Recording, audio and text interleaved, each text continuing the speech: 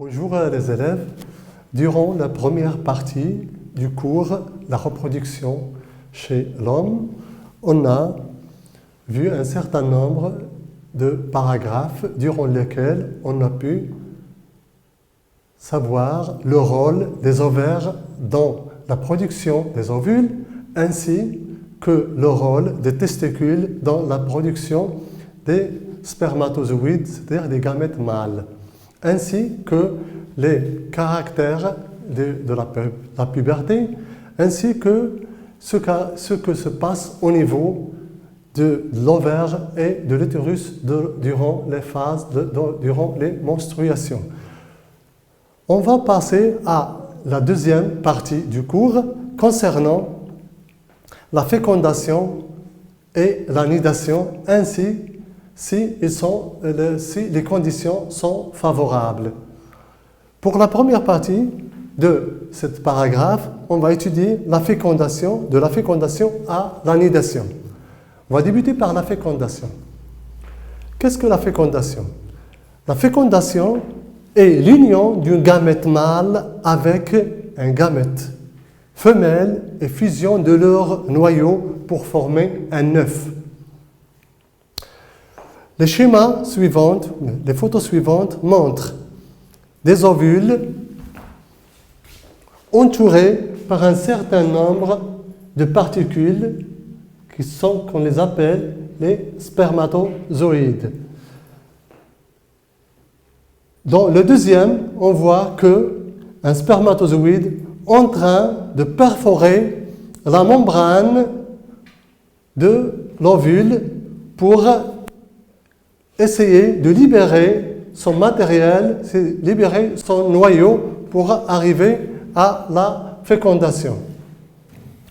On va dire quand arrive cette fécondation? Lors de l'ovulation et après un rapport sexuel, l'homme libère des millions de spermatozoïdes ou des millilitres de spermatozoïdes dans le vagin d'une femme.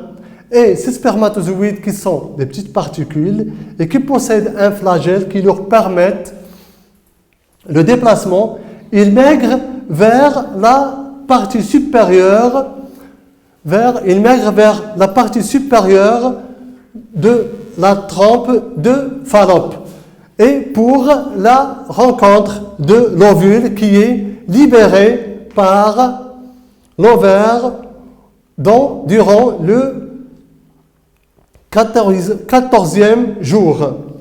La rencontre de l'ovaire, des ovules et des spermatozoïdes se fait dans la partie supérieure de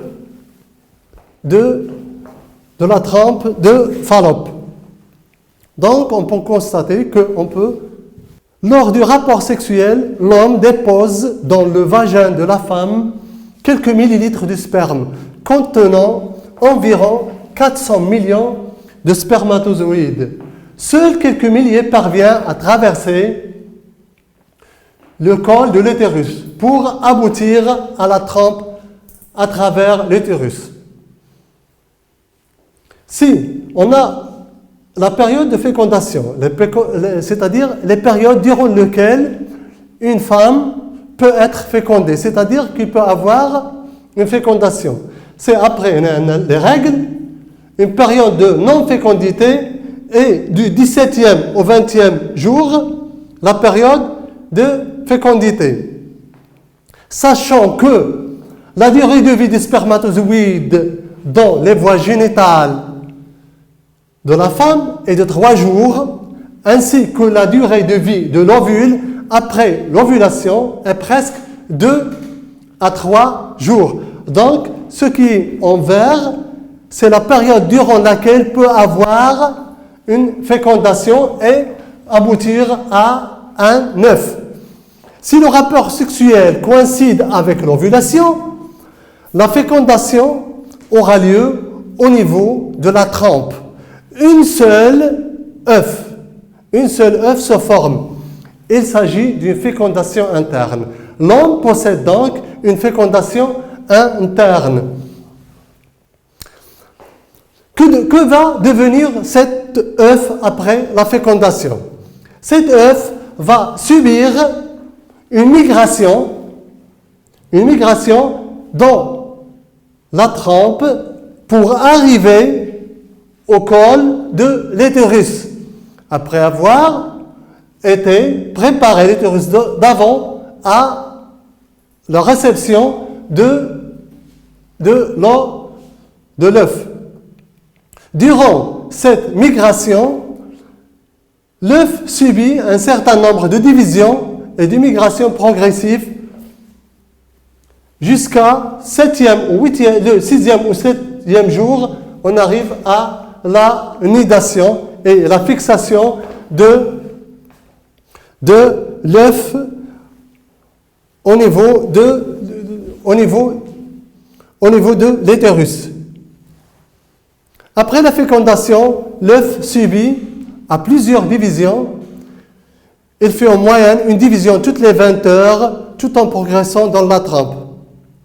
L'embryon circule dans la trempe et parvient dans l'utérus où il s'implante dans la muqueuse utérine entre le 6e et le 7e jour et le 7e jour qui subit la fécondation.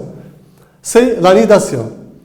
La muqueuse utérine ne sera pas détruite cette fois à la date prévue. Cette absence de règles signale le début d'une grossesse.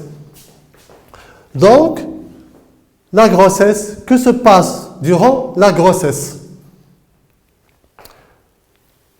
Dans ce paragraphe, on va étudier la grossesse, l'accouchement et l'allaitement.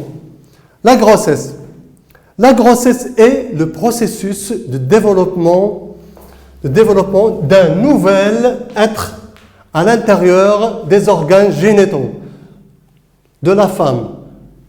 Après 9 mois de grossesse, la femme enceinte donne naissance à son bébé. Les étapes de croissance du fœtus dans l'utérus sont les suivantes. Durant la première semaine et la deuxième semaine, la formation de l'embryon. Et durant la troisième semaine, le cœur de l'embryon commence à battre. Et de plus en plus, il grandit et se développe jusqu'à se forment tous les organes du fœtus. On peut savoir le sexe du fœtus durant le 3e mois. Ce fœtus reste lié avec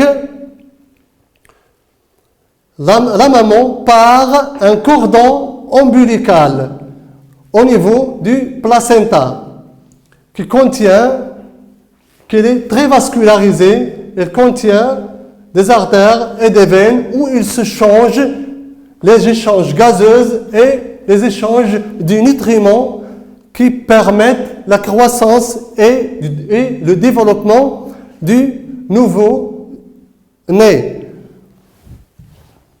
L'embryon poursuit son développement dans l'utérus, donc pendant la troisième semaine de grossesse, les contours de la tête et des membres apparaissent. Et pour la première fois, le cœur bat.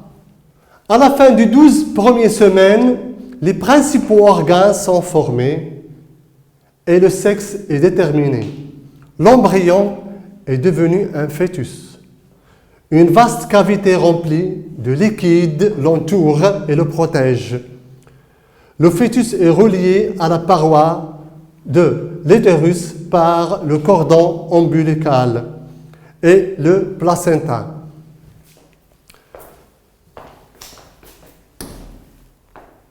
Durant la fin du 9e mois arrive l'accouchement. Cet accouchement débute par les contractions de l'endomètre au niveau de l'utérus. Il va avoir des contractions successives de le col de l'utérus et de l'endomètre pour qu'ils permettent l'ouverture et la dilatation de l'utérus. Ainsi, l'accouchement se présente en 3 étapes.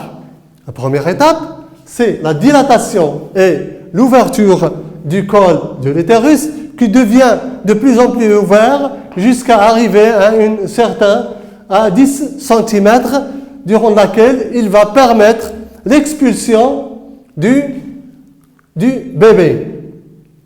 Dans la 3e étape, c'est la délivrance, durant laquelle le placenta et le reste va être rejeté. Donc, on peut conclure qu'à la fin de la grossesse, le fœtus devient apte à quitter l'utérus et à vivre à l'extérieur du corps de sa mère.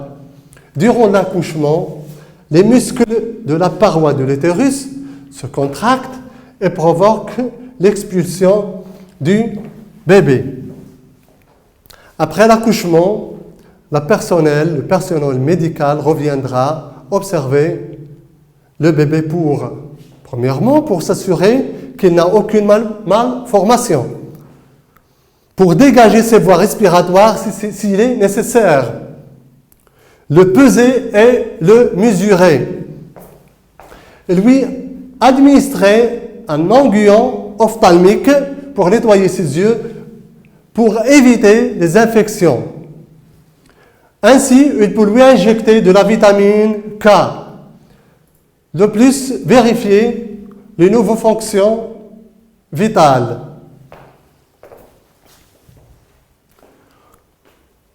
On va passer à une autre partie, c'est l'importance de l'allaitement. L'allaitement maternel, c'est-à-dire l'allaitement à sein, car il y a des mamans qui ne peuvent pas allaiter leur bébé à cause qu'ils ne possèdent pas du lait, ou bien ils ont des occupations qui ne leur permettent pas de faire cet allaitement naturel. Donc, le lait maternel est le meilleur aliment et le meilleur boisson pour son nourrisson pendant les 6 premiers mois de la vie. Il n'a besoin d'aucun autre aliment ou de boisson pendant cette période. L'eau n'est même pas nécessaire. Pourquoi? Parce que le lait maternel couvre tous ses besoins. Il contient des vitamines, des sels minéraux, des oligo-éléments, des sucres, des graisses, des protéines, des sels minéraux dont votre bébé a besoin pour bien grandir, le tout en juste des quantités. Le lait maternel a de bons effets sur le nourrisson, ainsi que sur sa maman. Par exemple, pour le nourrisson, il augmente l'immunité et la protection du bébé. Pour la maman, il la protège contre les cancers de sein. On termine pour cette partie et on passe quels sont les moyens qui permettent de réguler les naissances en utilisant en utilisant les moyens de contraception. Quels sont les moyens qui nous permettent d'empêcher une grossesse? Ces moyens sont appelés les moyens de contraception ou bien les contraceptifs. On peut les classer en 3 types. Soit sont les contraceptifs naturels, soit chimiques. Maintenant, pour les contraceptifs naturels, le retrait. L'homme doit se retirer avant l'éjaculation. Mode de contraceptif et de contraception un temps soit peu frustrant. Il peut être source de nombreux échecs, malgré une parfaite maîtrise de soi. Pour les méthodes du calendrier, il faut étudier plusieurs cycles menstruels afin de respecter et de repérer la période la plus fertile. Ensuite, une fois isolé, il faut s'abstiner de tout rapport sexuel pendant toute cette période. Pour qu'il soit efficace, il faut que les cycles de la femme soient très réguliers. Tout d'abord, c'est-à-dire on va savoir la durée du cycle menstruel de la femme pour savoir le jour de l'ovulation. Les contraceptifs mécaniques, deuxième pour les contraceptifs mécaniques, c'est l'utilisation des diaphragmes. Ces diaphragmes se présentent sous forme d'une petite couple souple en latex. Son mode de fonctionnement est d'empêcher les spermatozoïdes de passer pour féconder l'ovule.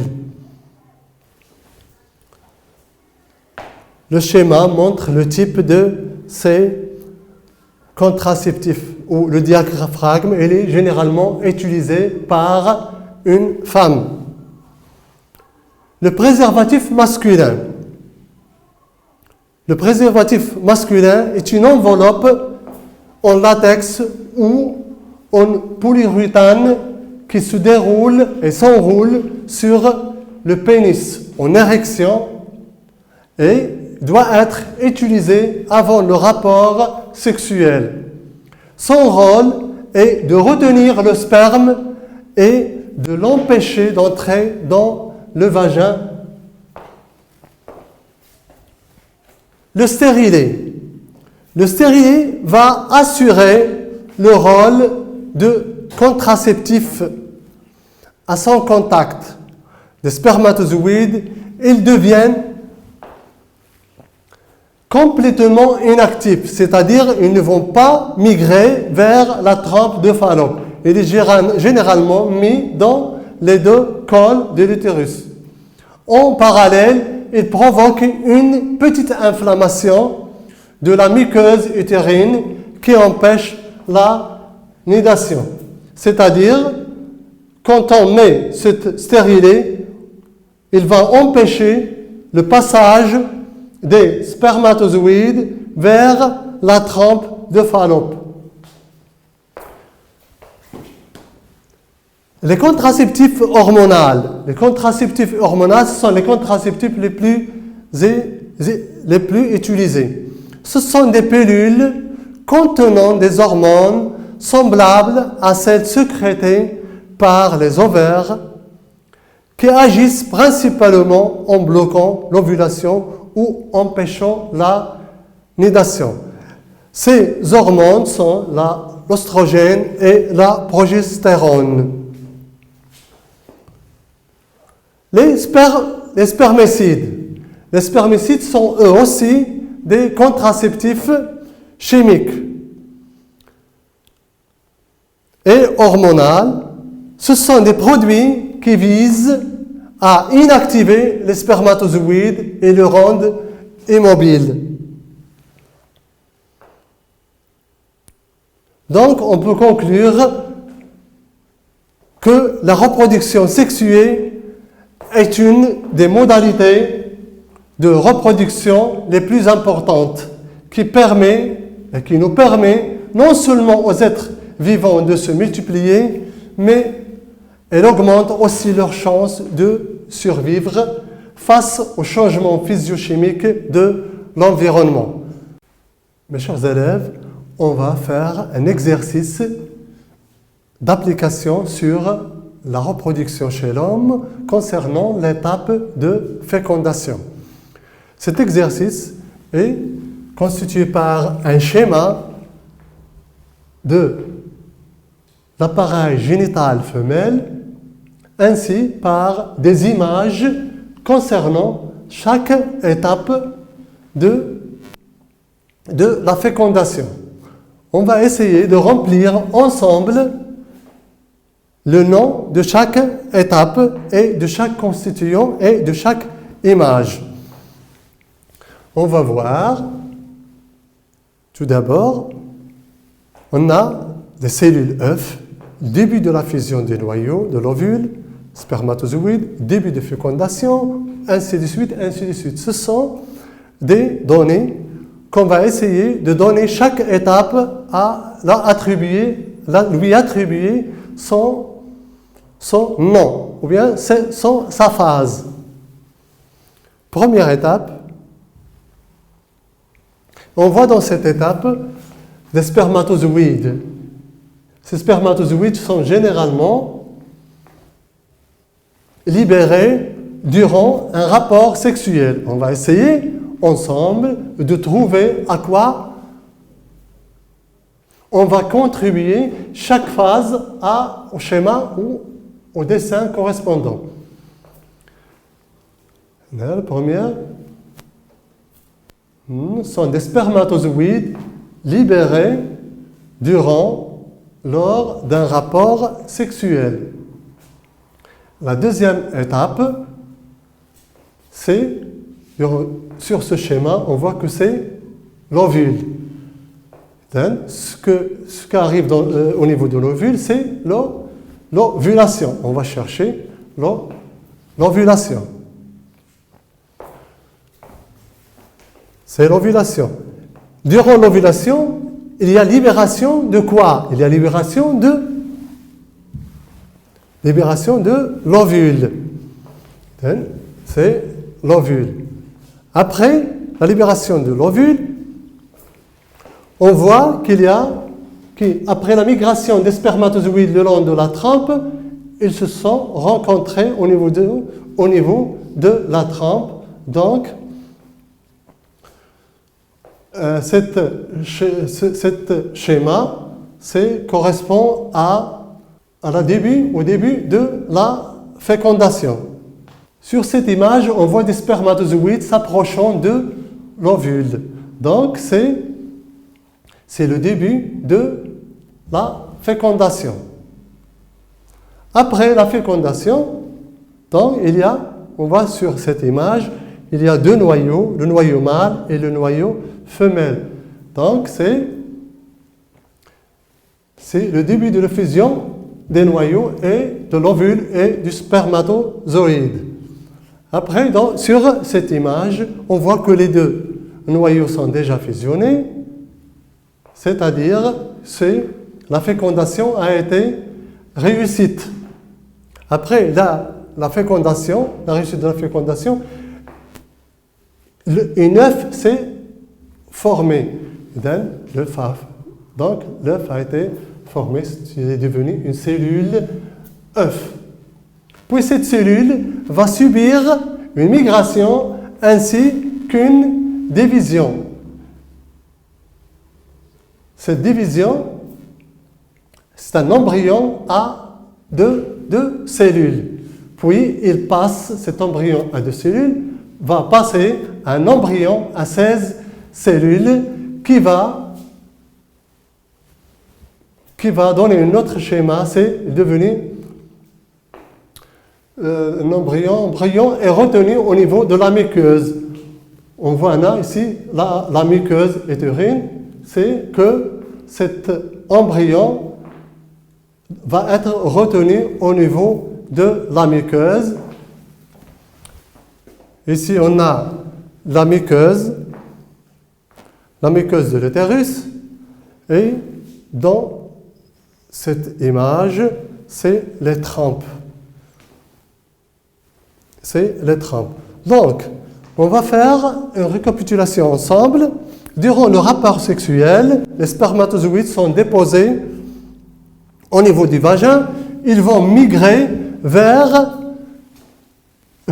l'ovule en passant par la trempe et arrivant à l'ovule où il sera fécondé au niveau de l'ovule. Et après, il y a fusionnement des noyaux des spermatozoïdes et les noyaux de l'ovule, donnant ainsi une cellule œuf. Cette cellule œuf va subir une migration, en même temps une division. La division va donner la première division à 2 cellules, puis à 4 cellules, puis à 16 cellules, jusqu'à donner naissance à un embryon qui va se fixer sur la muqueuse et urine. Durant cette phase, on a une lanidation. On va voir la réponse et la correction de l'exercice. Bravo, tout a été en bon, donc bonne maîtrise. Ok, donc ça, c'est les spermatozoïdes déposés, muqueuse de l'utérus, la migration, la trompe de Fallope, l'ovule, l'ovulation, début de la fécondation, un fusionnement des noyaux, fécondation, réussite et l'embryon. L'embryon a des cellules jusqu'à obtenir un embryon et au niveau nidation. Merci pour votre attention et à la prochaine fois.